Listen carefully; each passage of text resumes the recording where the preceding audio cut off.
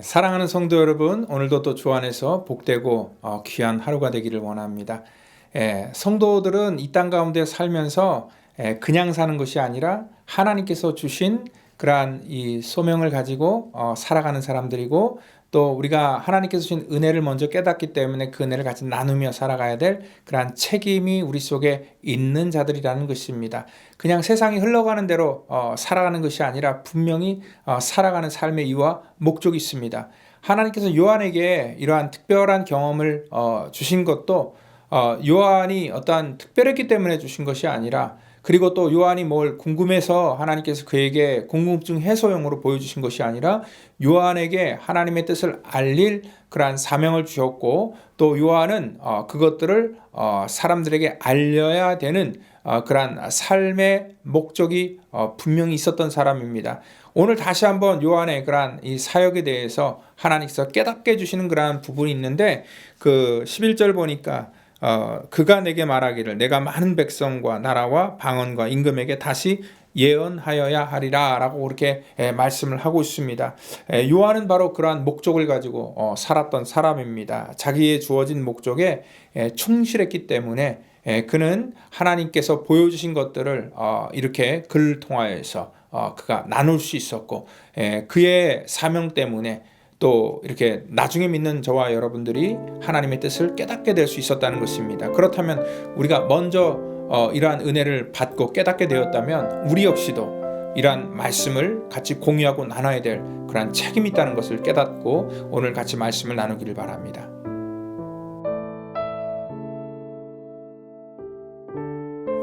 하늘에서 나서 내게 들리던 음성이 또 내게 말하여 이르되, 내가 가서 바다와 땅을 밟고 서 있는 천사의 손에 펴놓인 두루마리를 가지라 하기로, 내가 천사에게 나아가 작은 두루마리를 달라 한즉 천사가 이르되 갖다 먹어버리라.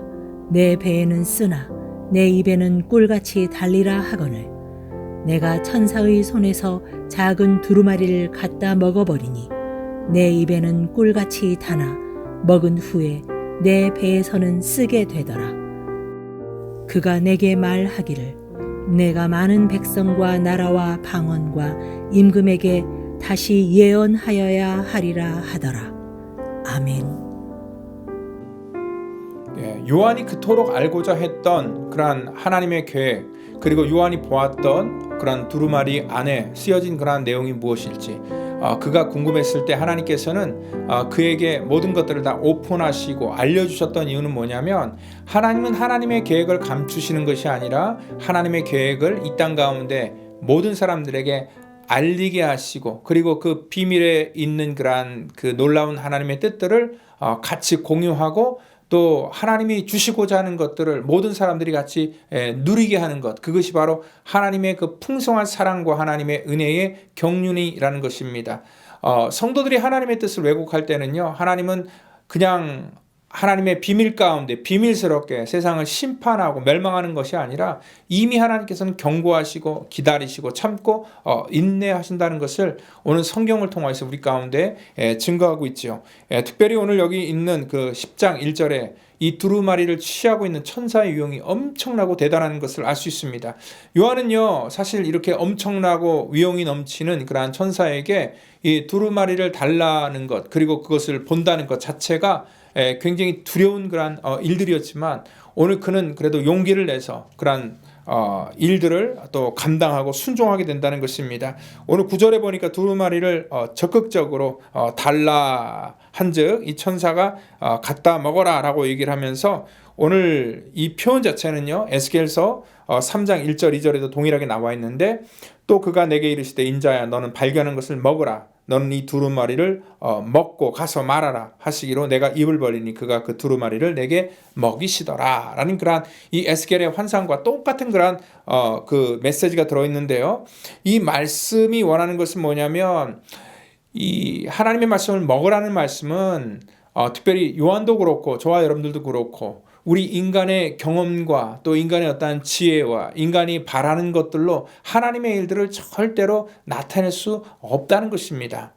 하나님의 일들은요, 하나님께서 우리 가운데 먹여주시고 또 하나님께서 일방적으로 우리 가운데 부어주시는 은혜로 우리는 사명을 감당할 수 있다는 것입니다. 여러분들, 우리가 하나님의 일을 하기 위해서는 가장 먼저 그래서 하나님께서 우리 가운데 공급해 주시는 것들이 분명히 있어야지 하나님의 일들을 할 수 있어요.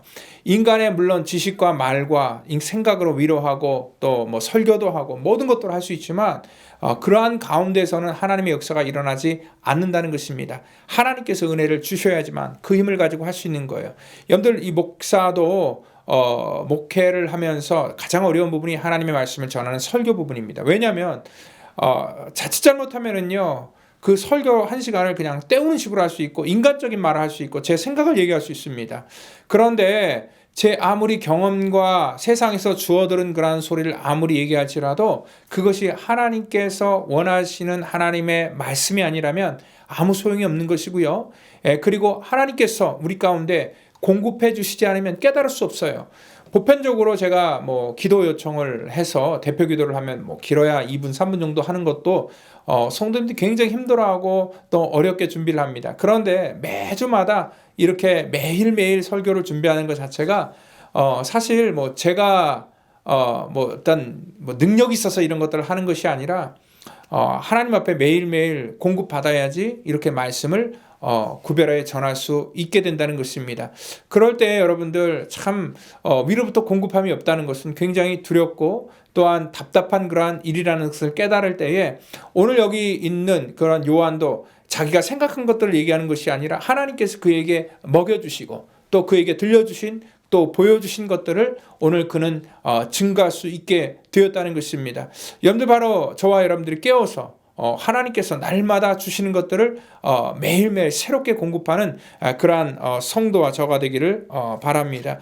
오늘 여기 말씀이 달다는 것, 오늘 입으로 들어갈 땐 달다라는 그런 표현은 우리 시편 119편 103절에 주의 말씀의 맛이 어찌 나에게 그리 단지요 내 입에 꿀보다 더 단이다 라고 이렇게 했던 것처럼 오늘 하나님의 말씀이기 때문에 단 거예요. 하나님의 소리는 얼마나 우리를 위로하고 또 하나님의 그러한 이 메시지 자체가 우리에게 얼마나 소망과 희망과 위로와 복된 소리입니까?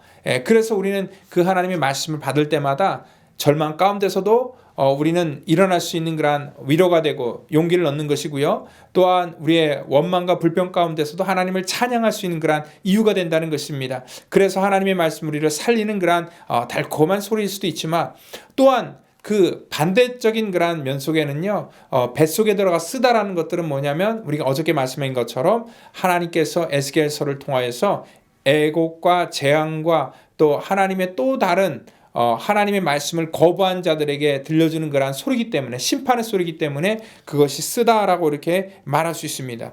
그렇지만 하나님께서 아무리 그렇게 말씀하셔도요, 에스겔 18장 23절을 보면 하나님의 마음이 거기 나타나는데요, 내가 어찌 악인이 죽는 것을 조금인들 기뻐하랴.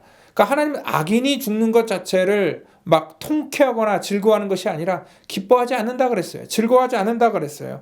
그가 돌이켜 그 길에서 떠나 사는 것을 어찌 기뻐하지 아니하겠느냐. 하나님은 악인일지라도 회개하고 돌아오기를 원하신다는 거예요.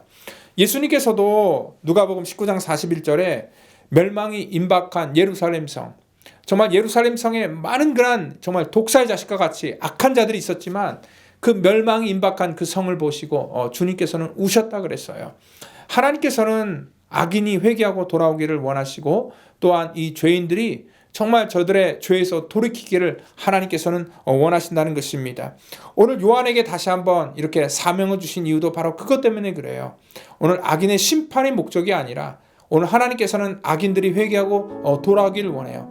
어저께 말씀했던 것처럼 물론 세상은 심판으로 갈 것입니다. 하나님의 소리를 듣지 않을 것입니다. 그래서 그 회개 때를 놓칠 것입니다. 비록 그러할지라도 우리의 사명은요, 끝까지 정말 하나님 앞에 마치 이 하나님의 뜻을 알고 있는 선지자의 심령처럼 오늘 우리가 하나님의 말씀을 이렇게 받았다면은 그 예언의 말씀을 이 땅 가운데 전하는 것. 그래서 이 땅 가운데 죄로부터 하나님의 거룩한 자녀들을 돌이키게 만드는 것, 그것들이 오늘 저와 여러분들이 해야 될 사명이고 교회의 사명입니다. 교회의 사명은요, 사람들 모여서 뭐 기분 좋게 해주고 즐겁게 해주고 소셜하고 하는 것들이 목적이 아니라 교회의 분명한 목적은 하나님께서 이 땅 가운데 죽어가는 영혼들을 향하여서 정말 하나님의 마음과 심정을 가지고 저들을 돌이키는 것, 물론 이 우리가 하는 것이 아닙니다. 하나님께서 이 일을 하실 것이고 우리를 사용하실 것입니다. 오늘 저와 여러분들이 끝까지 하나님의 거룩한 귀한 사역을 감당하는, 그래서 주님 앞에 인정받는 그러한 거룩한 교회와 성도 되기를 예수님의 이름으로 축원드립니다. 다 같이 기도합니다. 하나님 감사합니다. 우리가 믿음의 때를 살아가면서 하나님 늘 이러한 하나님의 마음을 우리가 조금이라도 갖기를 원합니다. 오늘도 하나님께서 주의 마음을 부어주셔서 이 땅 가운데 아버지 하나님 죽어져가는 영혼들을 향하여서 정말 아버지 하나님 저들을 이러한 연약함 가운데 일으키게 하시고 또 죄로 인하여 아버지 주님을 떠난 자들을 하나님 다시 돌아올 수 있도록 하나님 저들을 붙들기를 바라고, 또한 하나님의 거룩한 교회가 하나님의 뜻을 올바로 전하여서 하나님의 마음을 이 땅 가운데 알리는 그러한 거룩한 방주의 사명 감당할 수 있도록 우리를 사용하여 주시옵소서. 오늘도 하루 속에 하나님의 그러한 풍성한 은혜가 가득 넘치기를 저희들 간절히 바랐고 원하오며 사랑이 많으신 예수 그리스도의 이름으로 기도하옵나이다. 아멘.